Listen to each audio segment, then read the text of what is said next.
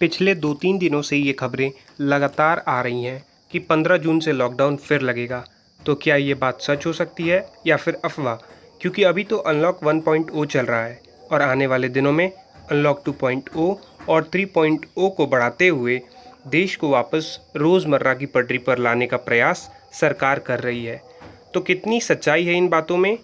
ये बातें कि लॉकडाउन फिर लगेगा, जानेंगे इस पूरे वीडियो में। नमस्कार दोस्तों, मैं पटना से हरिओम करता हूं आपका स्वागत इस पूरे वीडियो में।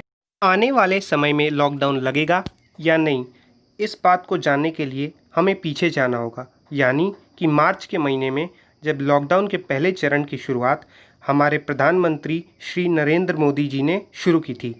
पहला चरण 25 मार्च से लेकर 24 मार्च यानी 21 दिनों का था। दूसरा चरण 15 अप्रैल से लेकर 3 मई यानी 19 दिनों के लिए था।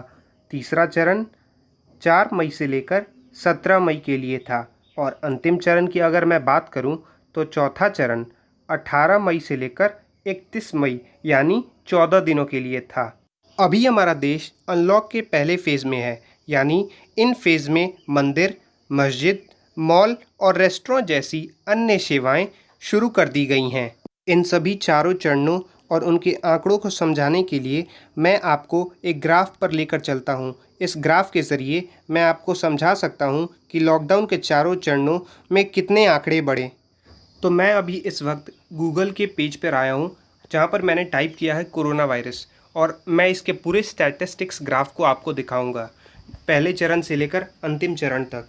पहला चरण जो कि हमारा 25 मार्च से लेकर 14 अप्रैल तक चला था, उन दिनों कितनी पॉजिटिव केसेस आती थी और किस तरह से आंकड़े बढ़े। जैसा कि आप इस ग्राफ में देख पा रहे होंगे, हमारा जब 25 तारीख का दिन था तो उस दिन काफ़ी कम आंकड़े, यानी कि बस 87 मात्र पॉजिटिव केसेस इंडिया में आए थे और धीरे धीरे वो बढ़ते गए। 3 अप्रैल को वो 478 हो गए, 20 अप्रैल को वो 1329 हो गए और इसी तरह से ये आंकड़े रोज़ाना बढ़ते गए और आज हालात ये हो गए हैं कि 11,500 से ज़्यादा आज पॉजिटिव केसेस आने लगे हैं। इन बातों को समझने के लिए हमें ये समझना होगा कि ये आंकड़े कैसे बढ़े और किस तरह से।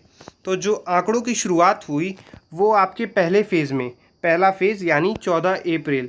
तो 14 अप्रैल की अगर मैं बात करूं तो उन दिनों हर दिन बस 1,500 केसेस आते थे पॉजिटिव के, कोरोना पॉजिटिव केसेस के। और दूसरे फेज़ में यानी 3 मई तक, और 3 मई तक बस 2,500, यानी कि ये जो आंकड़े हैं वो हर महीने दुगने होते जा रहे थे। पहले फेज़ में कुछ और थे, दूसरे फेज़ में कुछ और इसी तरह से ये आंकड़े हर फेज़ में बढ़ते गए, यानी कि हर महीने।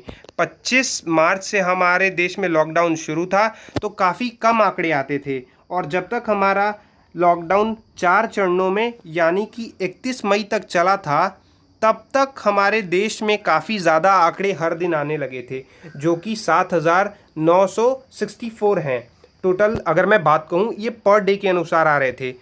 आज के जो आंकड़े हैं वो काफ़ी डराने वाले हैं, जो कि टोटल 10,000 से 11,000 आज आने लगे हैं, जो कि आज जून का महीना है। और अभी देश में, हमारा जो देश है वो अनलॉक के फेज़ में चल रहा है। तो क्या ये सही है? क्योंकि अगर मैं बात करूँ स्टेट्स की, अगर आपको मैं स्टैटिस्टिक्स दिखा दूं तो जो मैं बिहार से बिलोंग करता हूं, बिहार में अभी 6,000 से ऊपर केसेस हैं और यहां पर 36 मौतें हो चुकी हैं। पूरे इंडिया की अगर मैं अभी बात करूं तो पूरे इंडिया में 3.5 लाख केसेस होने वाले हैं, पूरे 3.5 लाख पॉजिटिव कंफर्म केसेस होने वाले हैं, जिसमें से 1.5 लाख लोगों की रिकवरी भी हो चुकी है और तकरीबन 9,000 से ज़्यादा लोग मर भी जा चुके हैं। महाराष्ट्र अब तक सबसे हमारा ज़्यादा बड़ा स्टेट बन चुका है कोरोना पॉजिटिव का, 1 लाख से ऊपर, जहां पर 3,000 3,500 से ज़्यादा मौतें हो चुकी हैं। तमिलनाडु दूसरे नंबर पर है, दिल्ली और गुजरात उसके नीचे।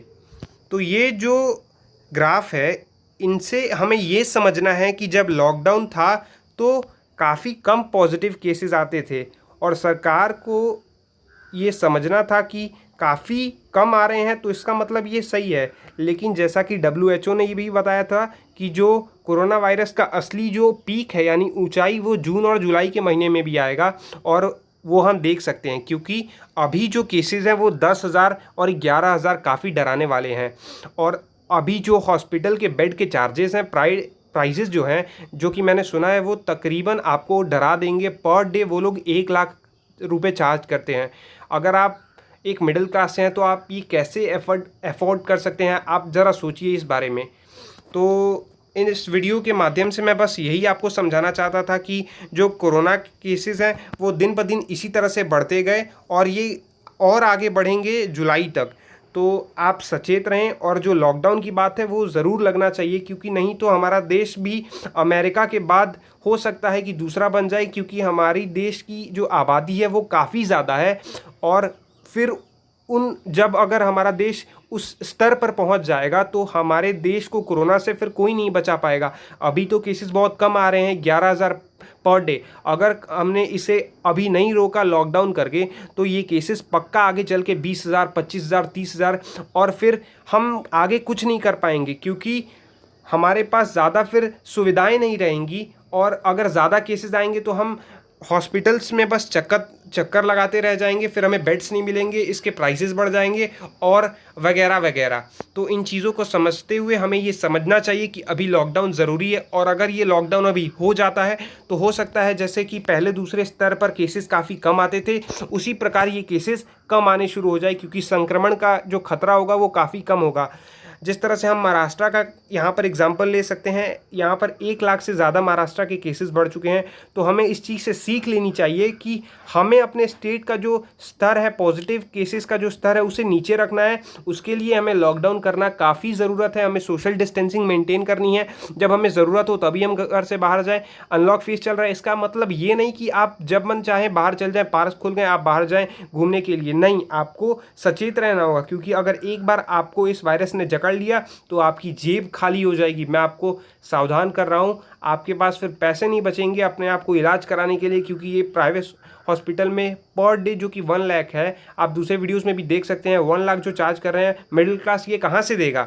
इसलिए मेरी आपसे गुजारिश है कि जब आपको ज़रूरत हो आप तभी जाएं। और लॉकडाउन की जहाँ तक अगर मैं बात कहूँ तो लॉकडाउन होना चाहिए, क्योंकि ये ज़रूरी है। और जो बोर्ड के अगले महीने एग्ज़ाम होने वाले हैं आपके 1 जुलाई से, उसे भी टाल देना चाहिए, क्योंकि कोरोना का जो खतरा है अगर ये स्कूल तक पहुंच गया, बच्चों तक पहुंच गया, तो फिर कोई नहीं संभल पाएगा। और पेरेंट्स इसके खिलाफ पिटीशन कितना दायर कर चुके हैं कि नहीं, अभी जो बोर्ड्स के एग्ज़ाम है उन्हें नहीं होने चाहिए, वो अपने बच्चों को स्कूल नहीं भेजेंगे, क्योंकि वहाँ पर जो कोरोना का संक्रमण का खतरा है वो ज़्यादा हो जाएगा। तो चलिए, इसी के साथ मैं इस वीडियो में विदा लेता हूँ। तब तक के लिए आप सुरक्षित रहें, सेफ रहें। अगर आपको हमारा ये वीडियो पसंद आया हो तो प्लीज़ हमारे चैनल को सब्सक्राइब करें, वीडियो को लाइक करें और ज़्यादा से ज़्यादा लोगों के साथ शेयर करें। इससे कोई रिलेटेड सवाल हो तो प्लीज़ कमेंट करें। हमारा ये नया वीडियो है, नया चैनल है, तो प्लीज़ हमें आपके सपोर्ट की काफ़ी ज़्यादा ज़रूरत है, हमें सपोर्ट करें। Thank you.